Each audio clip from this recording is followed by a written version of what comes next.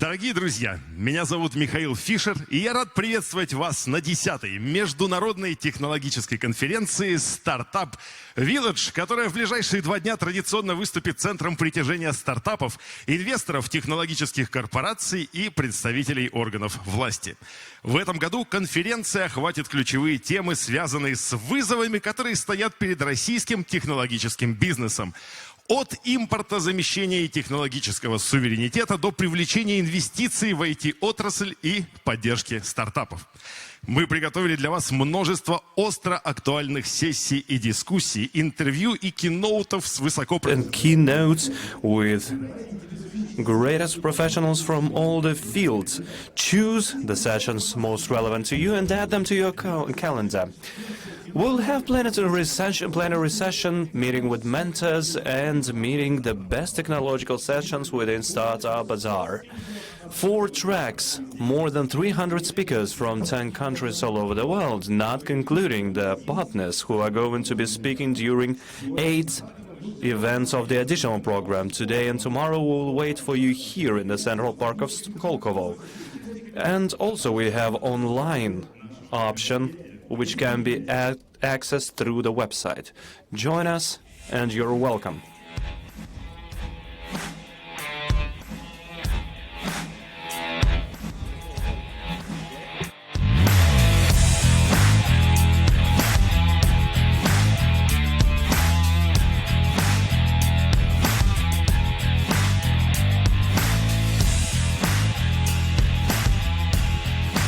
нашего форума. Ladies and gentlemen, we'll speak about capabilities of introducing a contribution to economic development and instruments and tools of motivation of working with the real sector and the entrepreneurship community. We'll speak about leaders of scientific R&D communities, about balance of the long-term research perspectives. And we'll have the first expert discussion. It's alive, from lab to real life. And it's my pleasure to welcome the participants of our first session. Please welcome Vladimir Shevchenko, Rector of MIFI, Viktor Vekselberg, the chairman of the supervisory board of Skolkovo Scientific and Technological Institute, Kristina Kostroma, first deputy of the Department of Entrepreneurship and Innovational Development of Moscow. Tagir Aushov, head of the Lab of Physics of High Energy of MFT.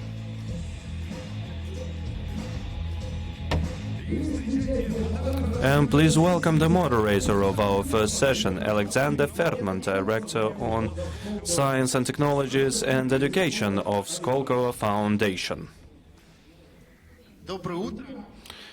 Good morning, dear participants of Startup Village, dear friends and colleagues. It's my pleasure to welcome you all to this wonderful event during this sunny but rather cold and chilly day, and I hope that using our discussions and energy we will manage to heat up both us and the audience.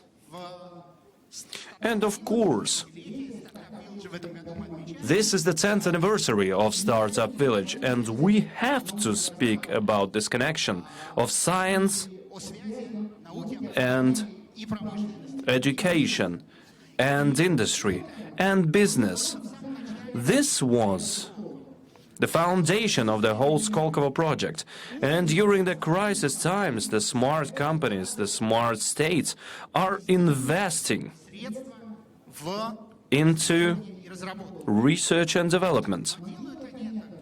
However, they're doing it in order to receive the challenge competencies during the next steps, competitive advantage during the next step, and what should be the conditions for the competitiveness to arise based on science, education and engineering.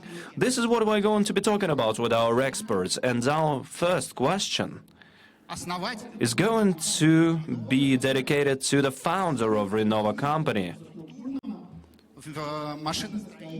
which has been working in many fields of industries in creation of sound panels and other equipment, and they are creating the advantageous equipment using the breakthrough technologies. That is why, Mr. Vekselberg, you are the chairman of the board of trustees of Skoltech. Due to this, and could you please tell me, what do you think? Skolkovo project itself accelerated the transfer from science to business? Did it manage to create the capabilities and opportunities for researchers and entrepreneurs to create competitive businesses, rapidly growing businesses? Honestly, what do you think about this? Thank you, Alexander. You know, to tell you the truth, it would be incorrect to ask the founding fathers whether the project is successful or not. Of course, we will say that it's successful. Look around you. What we have devised has been implemented on even a bigger scale compared to what we have been dreaming about 10 years ago. 10 years ago, when we have been creating Skoltech, when we saw cows all around the place and we saw the green valleys, we have been devising ambitious plans to create a whole culture, ideology.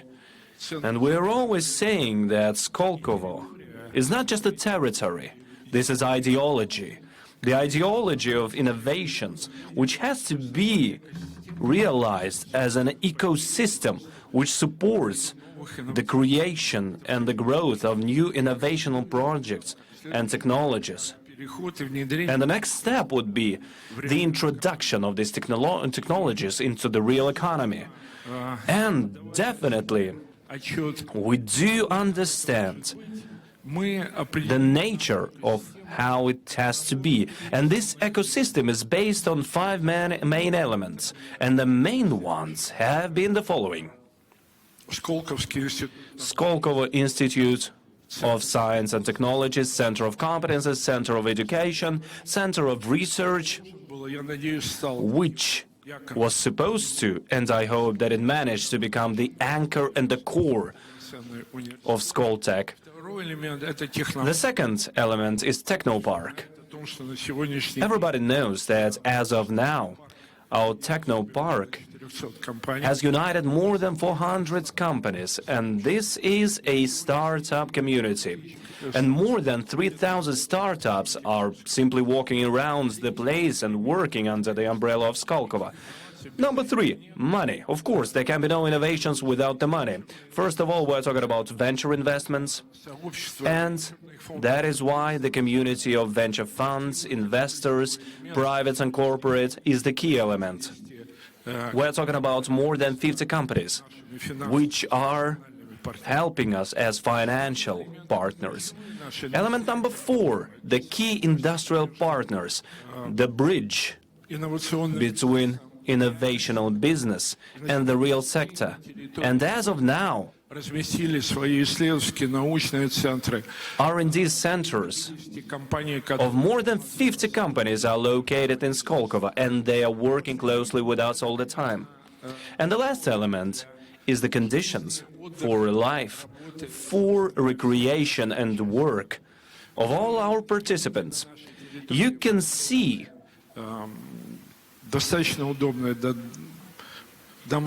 pretty comfortable houses built on our territory. We are building dormitories of the university here. We have created different sports and cultural facilities, and sports is very important for us. We're talking about ecosystem, the whole environment, which has to bring to life the innovational core, which is going to be developed into the disruption of technology. Successful or not, looking at Skoltech, I would like to show you several examples, and I hope that they are going to be the evidence of our significant success. What Skoltech is today. When we created it, we were ambitious and we wanted to be one of the international leaders. Speaking about international, I would like to dwell a bit on this because this is one of the key aspects of our philosophy and our ideology. And definitely, we are talking about the center of the international communication and collaboration and cooperation. It is impossible to create any solution to a problem on your own, especially when we are talking about the economy in general, both the Russian economy and the international economy. This is important to remember. And Skoltech wanted and became one of the leading research institutes. As of last year, we are among 100 young universities of the world, and we are on the 65th place. Back then, we were only 10 years, and the young universities are up to 50 years, and the general amount is about 1,000 universities in general. We managed to do this because this was the international criterion of the assessment of the quality of our educational and research process and our participation in the world. At that, we managed to become number 3 in the world of the most quoted institutes in the category of nature. This is success of the Russian science and of the Russian university. Speaking of the graduates, the alumni of our university, they are working in more than 40 countries of the world. How did we manage to do this? Due to the attraction of experts who are teaching in our university and the creation of this wonderful campus, which is equipped to the best of any possible conditions, and we have all the conditions to do any type of research. We have a wonderful team indeed. We have about 180 professors who have great experience of working in the international companies and during international researches. And to reply to Alexander's question, how to build up the bridge with the business, we have restructured the organization of our work within Skoltech. Everybody present here knows pretty well that it is not that simple to go through this minefield between the ending of a particular research work and to turn it into a real technology, which is being implemented and introduced into economy and being procured by big businesses and corporations. How to do it properly? We decided to take the following route. In Skoltech, we have created the so-called applicable research centers. The task of these centers is to introduce the developments and technological solutions together with our industrial partners into the real business. And the result of it is the following.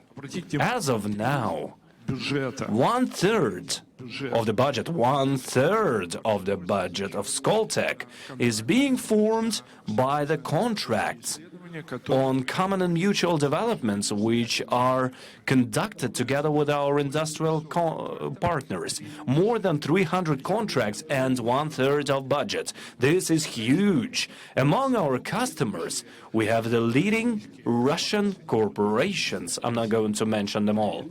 Believe me, all of them, all of the leading corporations are the partners of Skoltech, as well as leading companies of an international level who are working in the field of disruptive technologies, and they are trusting Skoltech with their technologies.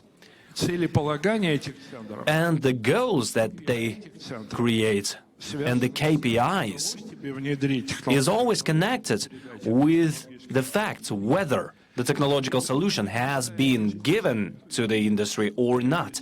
And this was not that easy to create this discussion. We have the highest school here, academic level, and some didn't accept the system of motivation and compensation. Компенсация зависит, еще раз говорю, от And once again, the compensation depends on a specific result, achieved result. And we gave a chance for the scientists to participate in the income of the realization of particular technologies. And we changed and altered the motivation system.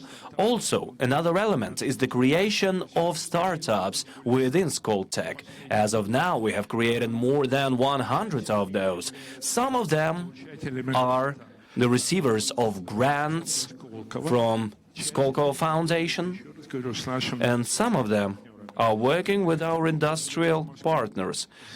I'd like to express my gratitude to Moscow for our partnership. особенно в области образования, In медицины, the field of education and medicine and transport, тесно построенное we have created great решение, которое сегодня relations and established them together with Moscow, and we are participating in what is being done in Moscow.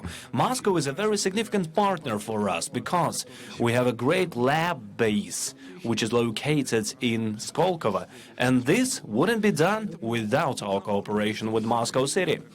All of these elements, all of these complexes, all of these decision-making and objectives establishment has created ее в реальности. this approach. And once again, did you create the technology? Did you give it to the practice? So together with our publications and our Само по себе theses and our papers and our alumni, we have to make sure that the technologies are being applied. и решение. Because, first of all, we're talking about development of the solution and introduction of those. And today, our country Случайно. is facing great challenges. Thus, these priorities are becoming most important. So this is the way we see our future. Thank you. Thank you, Mr. Vekselberg.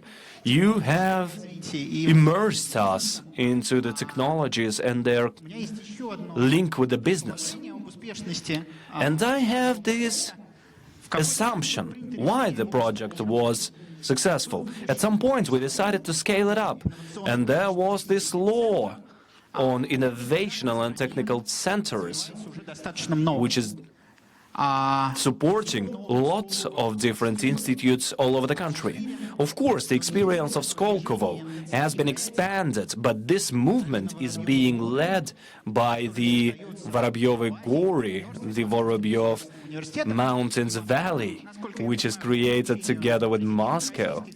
And Moscow is one of the most active drivers of the development of this valley. Christina, could you please tell us what new opportunities are going to be given for the researchers and the entrepreneurs and the large-scale business? Alexander, thank you for that. Good morning, colleagues. Moscow, traditionally, to support innovations, has followed the path of creating infrastructure. We had a very successful program starting in 2015 of creating technoparks. We have 47 of them. Over 2,000 companies are localized there and they're developing them. I see some of our residents here in the audience.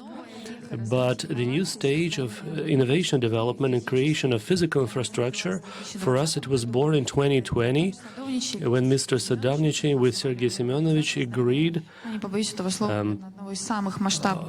approved one of the largest projects in the country to develop science and technology. Now, in the area of Ramenki at Lomonosovsky Prospect, behind the Moscow State University Library, a major construction site is there.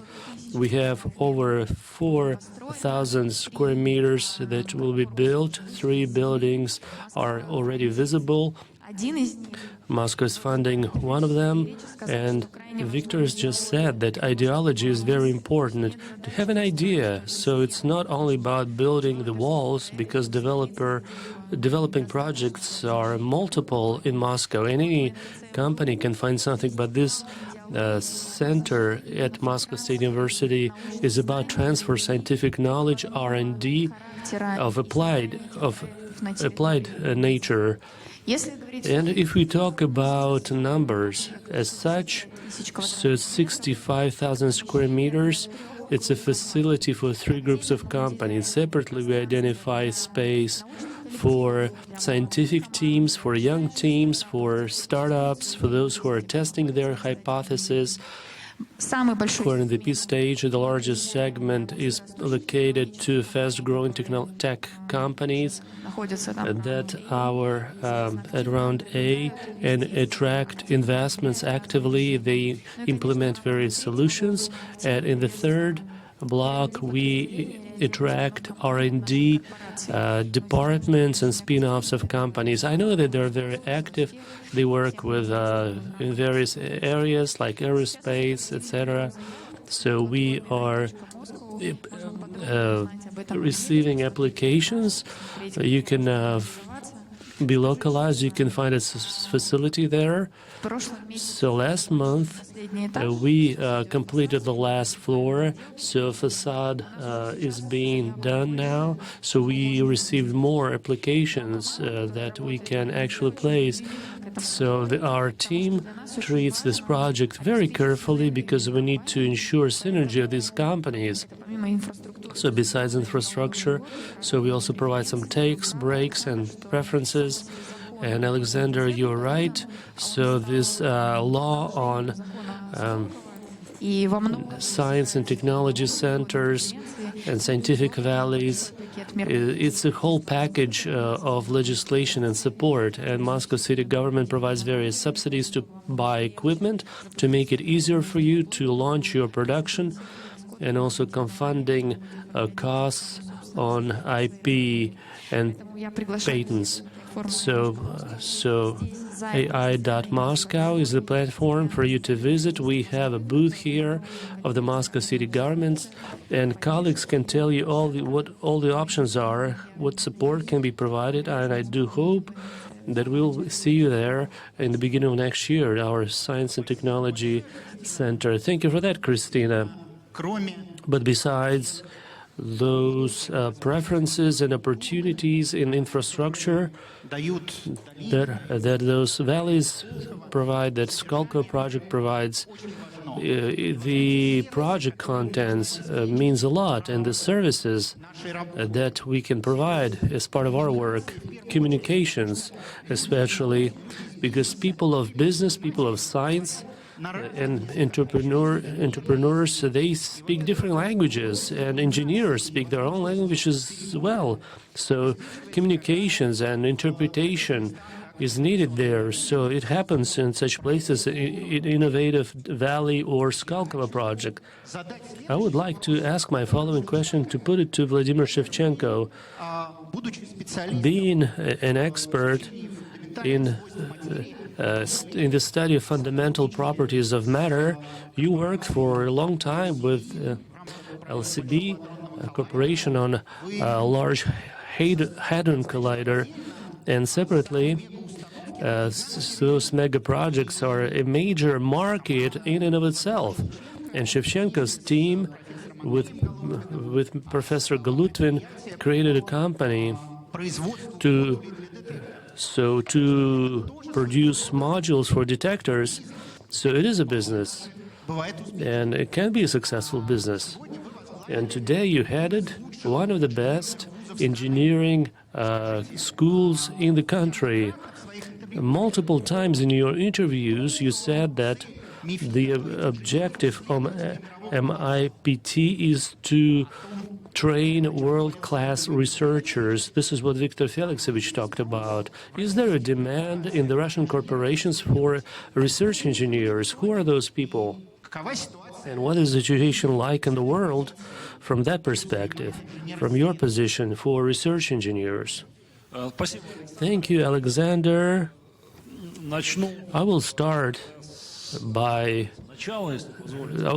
from the beginning. So, who is a researcher? Who is a scientist? It's a person for whom the key word, the key objective is novelty. The person looks for new knowledge, for new facts, for new understanding. And the more sudden, unexpected that piece of knowledge is that they discover, the more successful they are. And so they are good scientists, they're a good researcher, and they have a plan. An engineer, so unexpected, sudden things, sudden results, that means they testify to the lack of professionalism. Some errors may happen. So if for an engineer, unexpected things are bad. So that's the difference, different vectors, which is not obvious. The same person cannot or should not necessarily combine them. But if you do engineering like in the 20th century and like in previous periods, when the main scientific base was mechanics of various media, or of solid bodies, like we studied those mechanics of materials. In the 20th century, started to build systems, engineering systems using quantum properties, laser systems, microelectronic systems, using nuclear physics and its effects. And so mechanics were not enough. Scientific base for engineering turned out to be broader, and that complexity of objectives that was engineer faced in the 20th century in terms of expanding their disciplinary field. And I am not talking about IT or biotech or genome studies. So that requires a whole different level of understanding of the processes that happen. And in those systems, and understanding is the key result that it comes from the research. So scientists generate understanding that can be transferred to others. So this need for people who understand how engineering of a process, how processes operate, at the same time have deep understanding of physical, chemical, and biological nature of those processes. So that need objectively led to the creation of that class of specialists that are trained in our university and elsewhere in the world.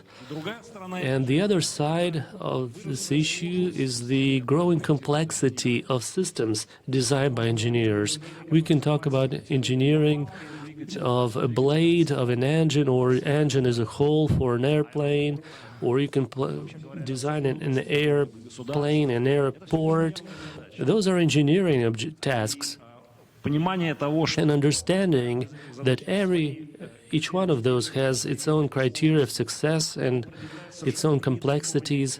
So requirements are different for engineers from the standpoint of being able to work with complexities. It's not a disciplinary complexity, but system complexity, their life cycle, how they can be decommissioned, because it's a whole different task of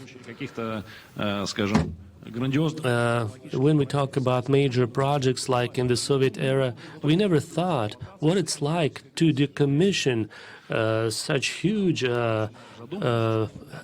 facilities as a Sayano-Shushenskaya hydraulic power plant. So when we build a technical systems like a nuclear power plant, and their lifetime is longer than a normal human life, so those issues are at a whole different level, how you work with those complexities. They become, they take the center stage, and also humanities training is required to deal with them. So this is what is part of our name, because it's engineering and physical university. So by physics, we understand the study of the natural world in general sense. So physics is a philosophical term. So besides the fact that you are a corresponding member of the Russian Academy of Sciences, you work in the physics of high energies, and you are involved with science, but you're also co-founder of a science center, interdisciplinary center for future research. So the logic of creation of the center was to fund the process of learning about the world in the broad sense of the word, or you had some objectives that your research results and the scientists that you support would start thinking in the logic of usefulness, practicality, not necessarily being part of the economy, but still in terms of usefulness. The 20th century, especially the end of it in science, was different. So science became different from the real world, from real life, and taxpayers did not understand exactly what they were paying for. How do you position your center and yourself as well? Thank you.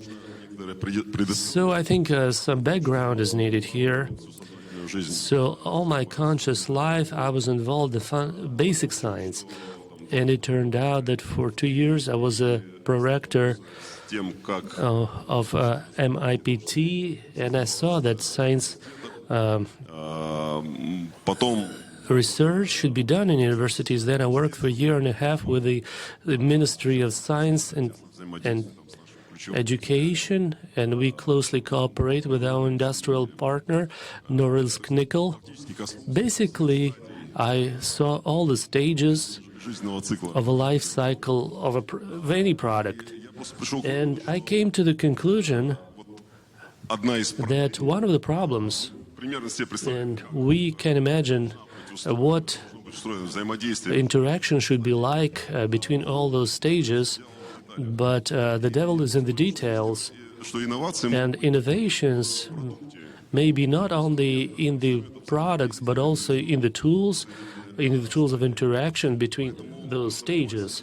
So an idea was conceived to create a center which was not ensure or work for a specific area in science or for a specific stage, but would create tools, innovative tools, that may be tested and then implemented more broadly.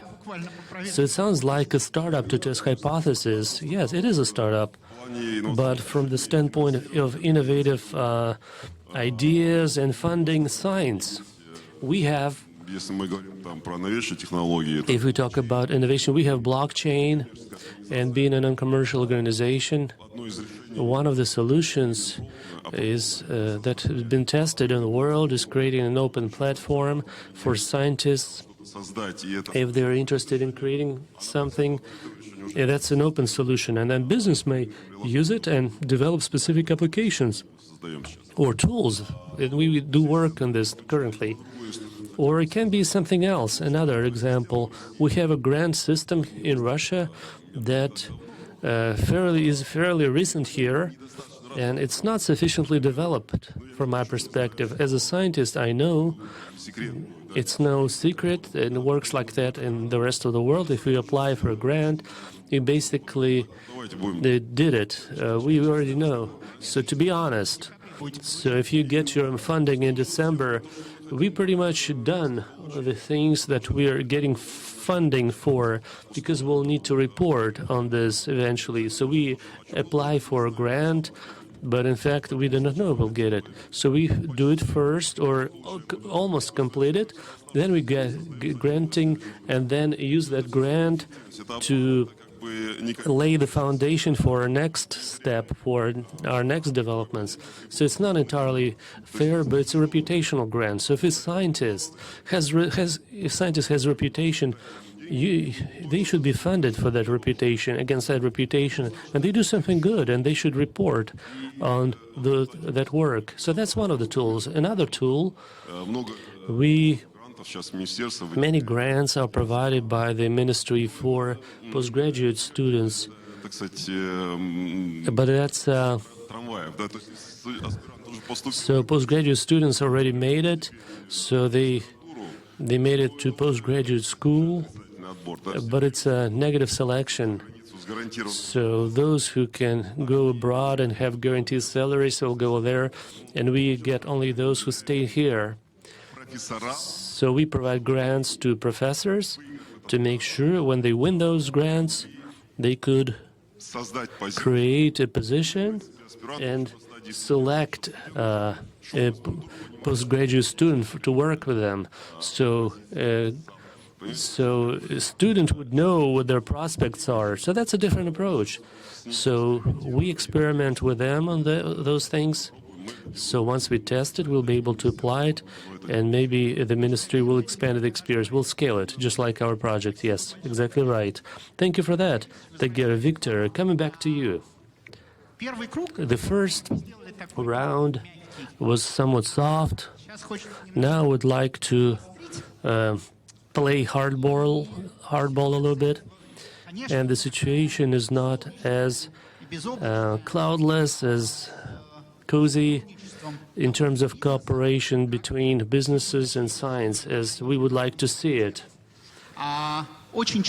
Very often we face the fact that businesses say, bring us ready products, give them to us, and whether it's up to the university to develop finished products. Maybe inside companies, some teams should be able to take that responsibility and from different levels of readiness, commercial readiness of products, or perhaps that niche, like in other countries, may be taken by startups.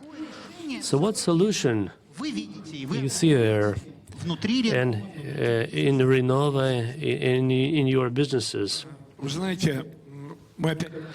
So we can talk about it theoretically. So let's provide some practical examples. So let's come back to this and share with you some results that demonstrate that this bridge between science and startups and real businesses should be built from both sides. There is a tradition, we have traditional corporations that have in-house competencies which are limited, and they work with outsiders in a limited way. Rarely. A more common practice is when those close contacts do exist. So the Center of Applied Research at Skoltech, so it deals with telecommunications, with artificial intelligence, among other things. And here's what we achieved here at Skolkovo in that area. The first example is whether Russia is able to develop 5G or 6G for industrial internet. So next developments are impossible without it. So at Skolkovo site we have stations that support 5G, and this is a result of our cooperation with MTS. All software was developed at Skoltech, and everybody said, oh, it's impossible.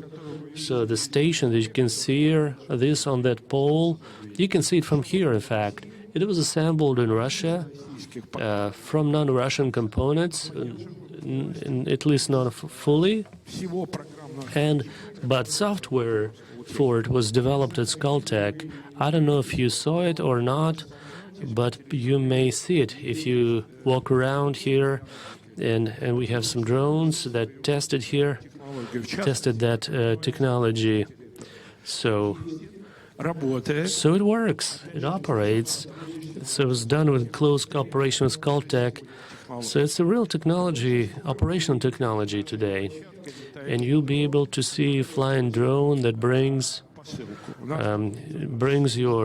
delivers your parcel. We have an agreement with the Post of Russia to implement that technology here. It has been developed. So now it needs to be implemented, and then it will be scaled in other areas where it can be used. Separately, I would like to note energy efficiency and the movement towards e-cars, batteries, устойчивое. energy storage, and some say that Russia is way behind.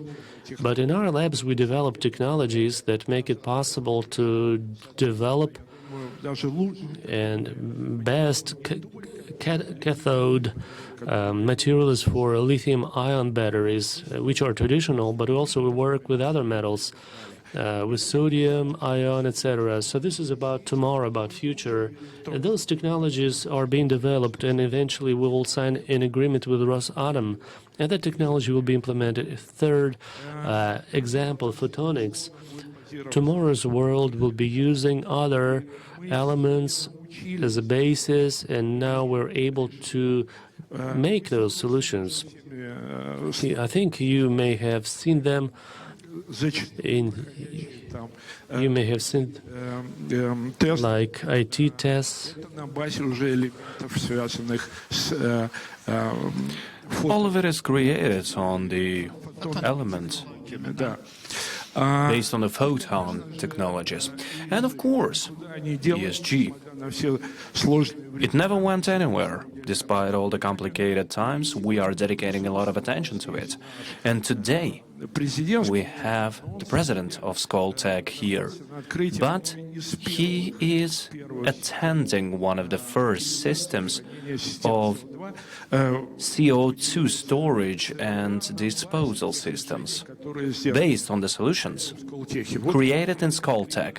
This is to answer получается или не получается. whether we are successful or not. Бизнес хочет готов. This is not just business wanting something ready-made. This is something about talking the same language. If you show the real results, not just the lab results, but the real applicable results, which are going to be scaled up, then you are going to be successful indeed. And I'm confident that we will manage to walk through this minefield and scale it up to cover the other universities, I hope. Oh, yes. And now, Mr. Shevchenko, the solutions that have been mentioned by Mr. Vekselberg are based on engineering schools. And the government has created this competition for a long-term support of the engineering schools, and the operator is the Moscow Engineering and Physical Institute, the National Research University. And what is the status and the expectations? What is going to be done in the field of development of these engineering schools? Indeed, this is most relevant indeed, which we have been drawing near for several years, and now it's becoming more and more relevant. We're talking about 30 universities together with high-end companies, and we are not limiting what companies these might be. These could be the state corporations and private companies, as well as international ones. We hope that they will create the engineering schools as complexes of preparation of the tomorrow's engineers. We call them the special ops engineers behind the curtains. They have to solve the challenges which we have been discussing during the first parts of this discussion. As of now, more than 70 accounts have been opened by the universities. And starting from June the 1st, we will have the expert groups working, which are going to assess these applications. And starting from July the 1st, our council will draw conclusions. We're talking about competition. As soon as it ends, and the leading schools will receive their subsidies, their grants, and will start their activities, they will have to move from the competition to cooperative position. They will have to exchange best practices, and we as the operator will make everything in order for the best ideas of these schools, developed together with the industrial partners, to be most efficiently developed, packaged, and relates to other universities which are preparing the engineers in our country. Thank you, and I hope that in this geometry, the practice of this cooperation of the engineering corps with the business is going to be strengthened, and we will have more services, more products. On the other hand, just today, you have been saying that a huge part of the engineering block is the IT engineering, and the government is dedicating a great attention to it. We're talking about benefits, we are talking about subsidies, etc. This is very important, and this is right indeed. But sometimes we can see imbalance, and the people with the classic engineering education are earning much more money in the IT, and this actually takes the bread and butter out of the other types of businesses, and Moscow is supporting different types of business. Moscow Innovational Cluster is not dedicating all of its time to IT only. And Christina, could you please tell us about what you're doing here in this regard? Yes, I wanted to say that I started working for the government of Moscow 6 years ago, and we started developing different projects, and my first idea was to create some specialized projects to support specific areas and industries and this and that, etc. And during the first 6 months, all these incentives have been actually crushing into the government itself, because there is a principle of Moscow, the function of the capital, because our priority task is to provide for the development of all types of businesses, wherever they are, however they are working, whether they are in the field of sciences, technologies, or services, or construction, or whatever, because we have to create the equalized infrastructure for everyone. And that is why I would like to highlight that there are no industrial priorities for our work as government of Moscow, but we are focusing on the companies which are creating added value. And we have the code name, the so-called profile company and profile residence. And among those are 3 groups of industries: science, R&D, the industry, first of all, processing industry, and thirdly, IT. All of these segments are receiving all the measures of support on an absolutely equal basis.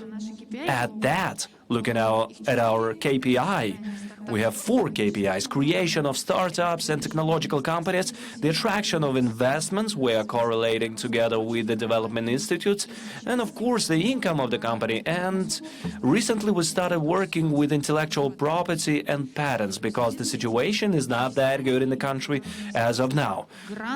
Thus, the whole line of services, the grants for patents, for the credits, for loans, venture investments from the point of view of loans and credits without any different property to be mortgaged, etc. Cooperations with businesses, technological competitions, the piloting platforms, the grant for these platforms, the allocations in technoparks, etc.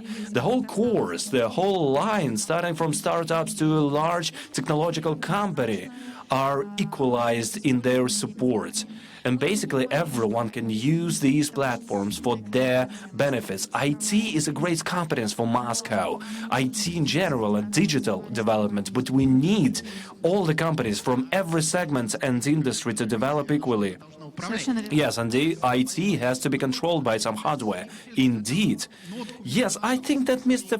Vexelberg has created this odor of internationality in these discussions, and I would like to conclude with international matters right now. Tagir, you have been working in Switzerland, in Japan, in large R&D centers. Could you please tell us, how exactly are they working with industry all across the globe? Does the industry expect something from them? Are they coming to them with some demands and requirements? How does it work? сошлюсь на опыт Швейцарии. Okay, let me speak about the experience of Switzerland. Japan has its more peculiarities. Большими проектами и вокруг которых Usually we're talking about large projects around which we can see different startups в Швейцарии. for various smaller companies. Speaking of Switzerland, И what I have seen and what I have worked with, дело в том, что the system is as follows. ну, у нас же время ускоряется. So, you know, everything is accelerating right now, Очень важно становится and it is becoming more and more important их сдерживать. to shorten these time lags. Подходит. The closer the industry gets to the university, the more efficiency we can see. Многих, что I think it won't be a surprise for anybody разработки if I say that the serious developments на are not to be outsourced by a big company. показатель, что Yes, once again, Mr. Vexelberg has shown that we have great results that это только один из инструментов.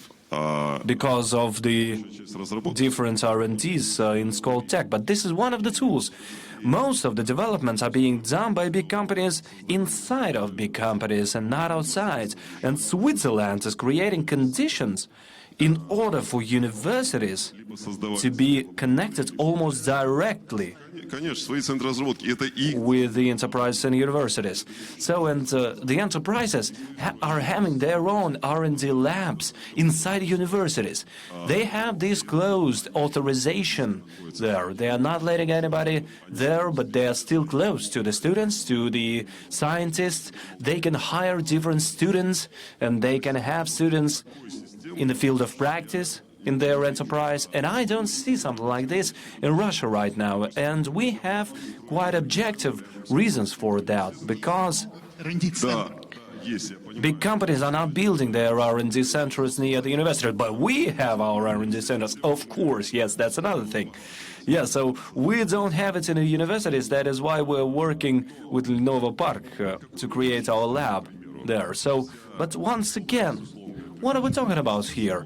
The properties belonging to ministries, and the ministries are thinking whether they're going to allocate particular labs on the platform of university, and they think that this is a disadvantage for the university, and it shows that they cannot use various platforms. The universities cannot use these platforms efficiently if they are actually giving the particular platforms for the rent, and В следующий раз мы вам сократим. and they actually agree with it, and in the end, they're actually going to be underfinanced.